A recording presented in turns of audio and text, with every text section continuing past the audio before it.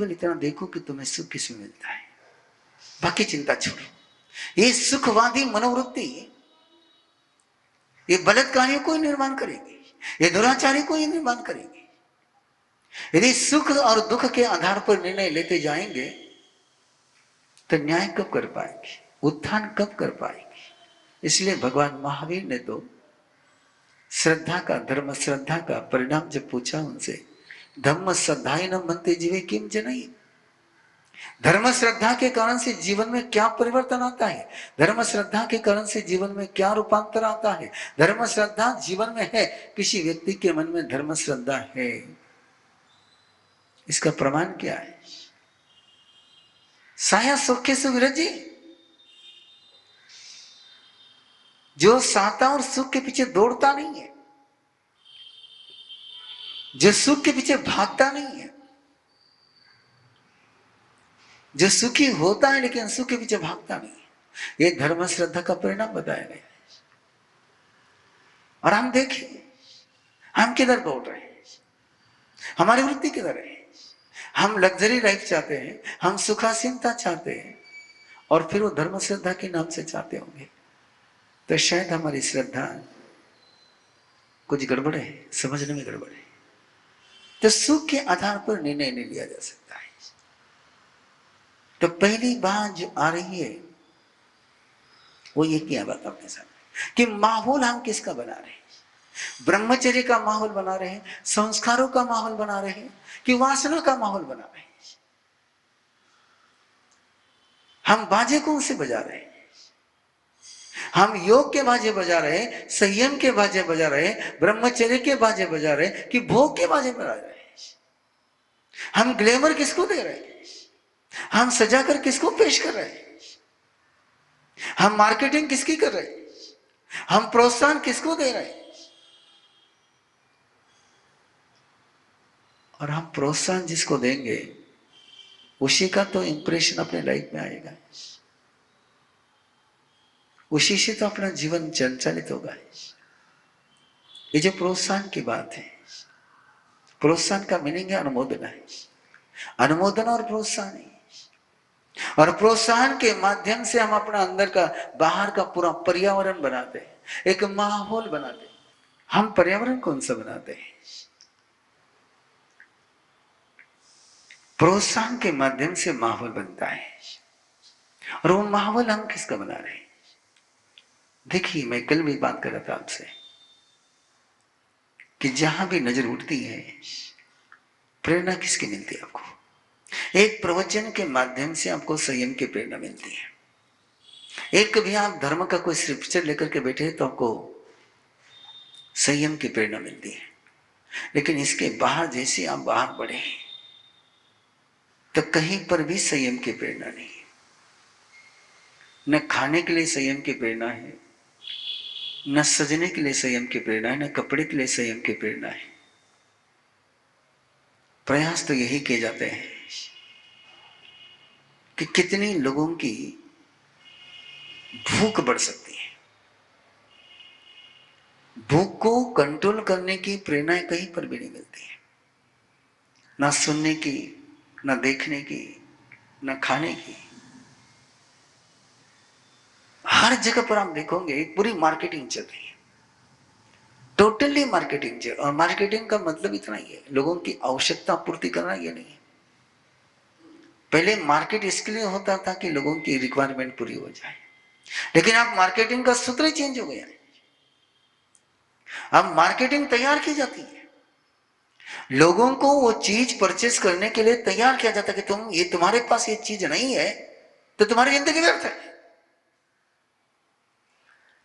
और कितनी ऐसी चीजें आप घर में देखोगे, अपने जीवन में देखोगे कि जो केवल आपको पता ही नहीं कि आपने कब परचेस करी, क्यों परचेस करी। बस एक बाहर का माहौल, एक बाहर का माहौल। 5-6 साल पहले की बात है, एक सहज जानकारी मिली थी, कपड़ा लेना, ड्रेस लेना तो ब्रांड का लेना है। और मैं नहीं समझा ब्रांड का क्या होता है, हमारा कोई विषय नहीं था। ड्रेस चाहिए बोले ब्रांड का, पैंट चाहिए उसी ब्रांड की चाहिए। ब्रांड नेम के पीछे क्वालिटी नहीं देख रहे लोग, वो ब्रांड को देख रहे हैं। ऐसी एक फैशन चल पड़ी, कैसा माहौल बन गया। मैं केवल इस बात के लिए कह रहा हूं कि आपका बाहर का माहौल आपको संयम करने की प्रेरणा दे रहा है कि असंयम की तरफ ले जा रहा है। और जब तक असंयम की प्रेरणाएं मिलती रहेगी, तब तक संयम के प्रवचन कहां काम में आए। कहीं से शुरुआत करिए। माता ये घर में भोजन कराती है, अब वो अपने परिवार वाले सदस्यों को जब भोजन कराती है तो उनको संयम की प्रेरणा देती है कि असंयम की प्रेरणा देती है। खाने का संयम करने के लिए कहती है कि ज्यादा खाने के लिए कहती है। वो पेट भरने के बाद भी कहेंगे नहीं इतना खा ले आओ। तो ये संयम की प्रेरणा है क्या? किसकी प्रेरणा दे रहे हैं? और परमात्मा ने फरमाया कि जो अति आहार है, अति मात्रा में किया हुआ आहार जो है वो असंयम का एक सशक्त कारण है, बहुत स्ट्रॉन्ग रीजन है। गरिष्ठ आहार, स्पाइसी डाइट और अति मात्रा में किया हुआ भोजन, ये दोनों ही असंयम के ऐसे विस्फोटक कारण है। तो एक बार देखिए, चेक करिए आप।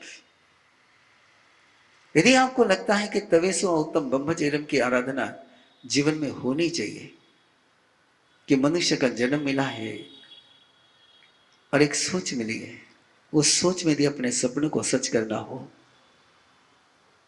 ऊंचा उठना हो, जो आज तक जीवन में नहीं पाया, पिछले जन्मों में नहीं पाया, वही जन्म में पाने की तमन्ना हो, नेवर बिफोर का एहसास जिंदगी में लेना हो, तो देखना पड़ेगा कि अपना सारा माहौल बाहर का क्या है। ब्रह्मचर्य के जो 9 कंपाउंड वाल है, उस 9 कंपाउंड वाल में से 2 कंपाउंड वाल की चर्चा आज आपके पास है, जहां से आप शुरुआत कर सकते हैं, जहां से शुरुआत करनी चाहिए।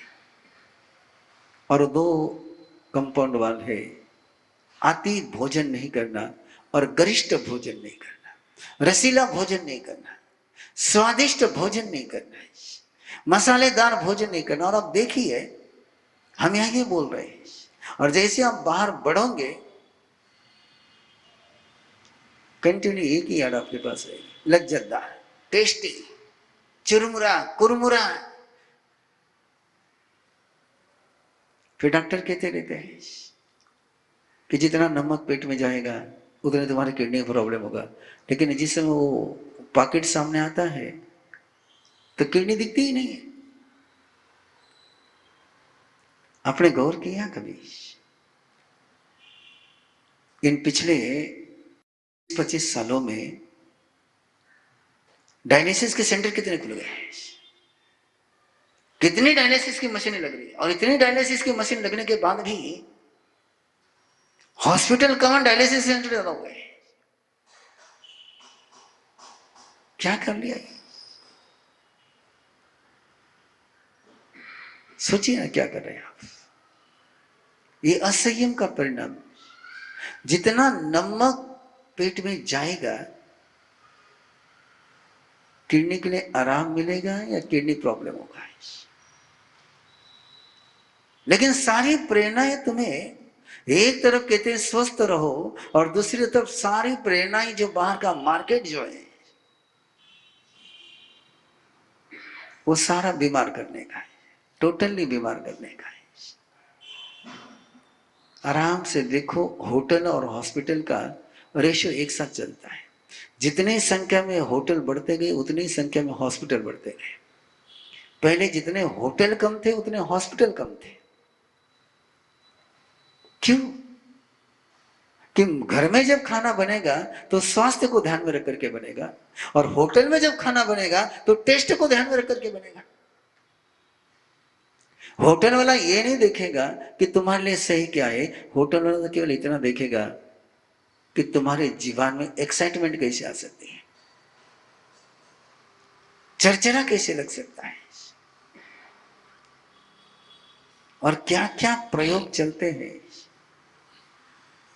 चेन्नई में छाछ ना, चेन्नई में चेन्नई में 1000 लाइट एरिया में छाछ का एक दुकान लगता था रात को 11 बजे। छाछ कितने बजे? रात के 11 बजे। और पूरा आयुर्वेद कहता है कि छाछ सूर्यास्त के बाद टच नहीं करनी चाहिए, शाम के समय में दही लेना नहीं चाहिए। और वहां छाछ मिलती है, वो भी रात को 11 बजे। और वो छाछ रात के 11 बजे पीने के लिए लाइन लगती, छाछ पीने के लिए। अब जो बिल्कुल स्वास्थ्य के लिए हितकारी थी, उस छाछ को ही ऐसा बना दिया गया, उसमें भी इतना स्पाइसी डाल दिया गया और ऐसे समय पीने की आदत लगा दी कि स्वास्थ्य का पूरा सत्यानाश हो गया। इसलिए एक बार देखिए, आप बाहर की तरफ देखिए। भोजन की बात है कि भोजन का ब्रह्मचर्य के साथ बहुत गहरा संबंध है।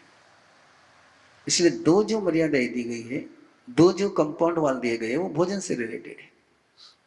और मैं सारी माताओं से आग्रह करूंगा, आप सभी से आग्रह करूंगा, अपने घर के सदस्यों को कभी भी ज्यादा खाने का आग्रह मत करो, कम खाने का जरूर आग्रह करो।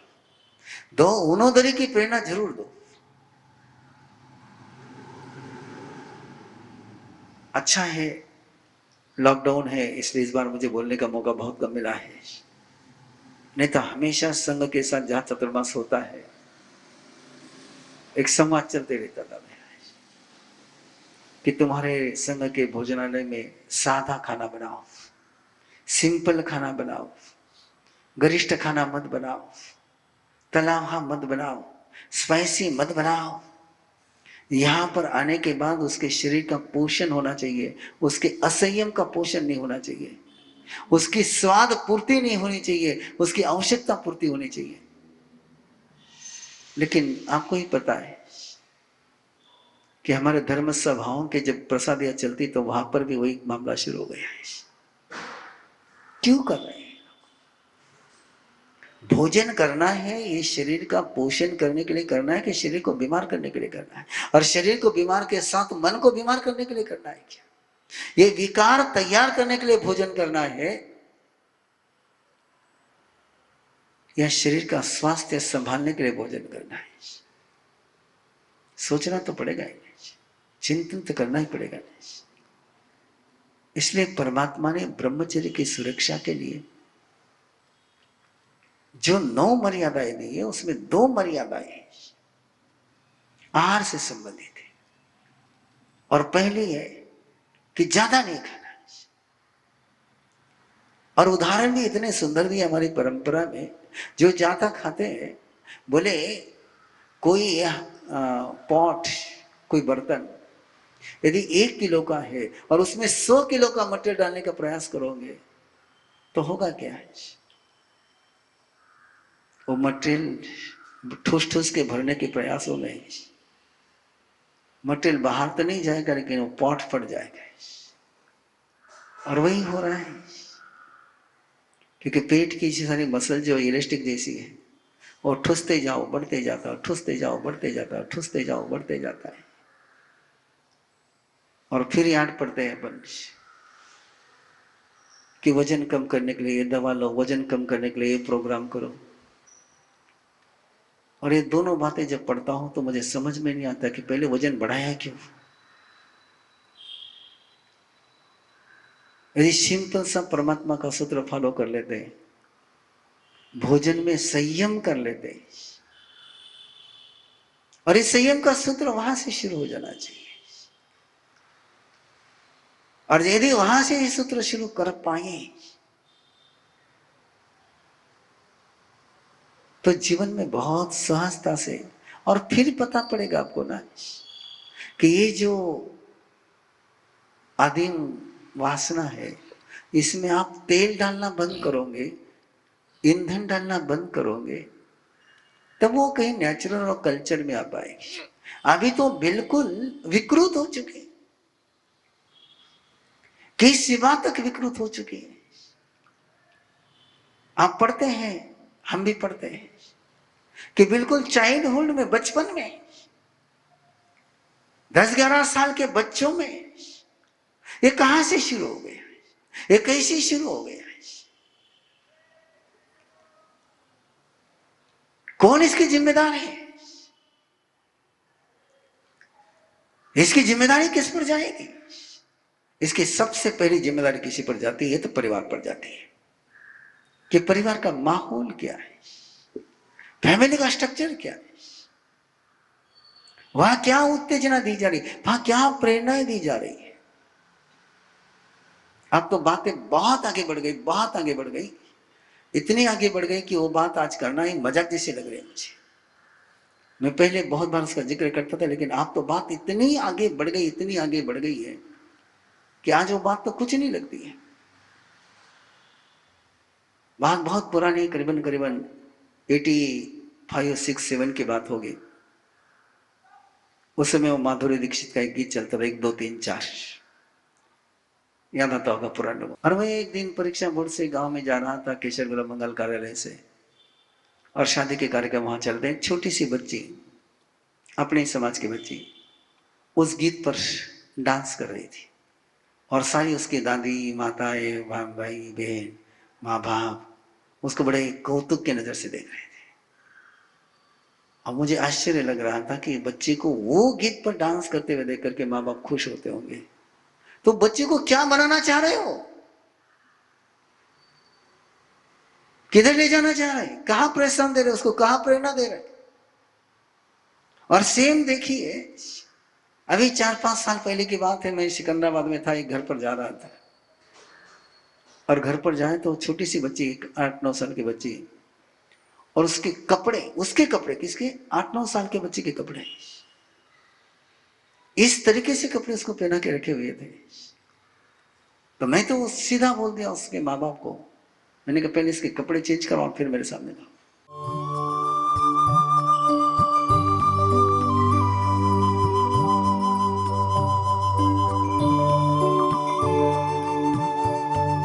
इस कार्यक्रम के पुण्यार्जक हैं श्री दीपचंद जी, श्री सुनील जी, श्री सुजीत जी, श्री सूरज जी पारख, पूना दाल एंड बेसन मिल्स, पुणे।